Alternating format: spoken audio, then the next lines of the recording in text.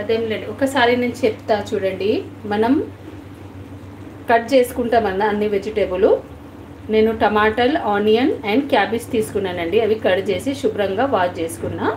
ఆ తర్వాత కడాయి తీసుకొని ఆయిల్ వేసి జీలకర్ర వేసాను. జీలకర్ర వేసినాక ఆనియన్ వేసి కొద్దిగా 2-3 నిమిషాలు మనము ఇట్లా సౌతే చేసుకోవాలి.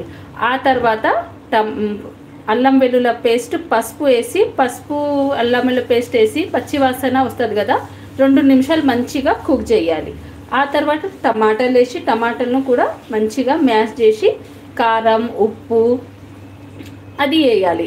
మసాలా నేను ఏమీ ఎక్స్ట్రా వేయలేనండి, మన రెగ్యులర్ మసాలా మేము వేస్తామో అదే వేసాను. తర్వాత మన క్యాబేజ్ వేసుకోవాలి.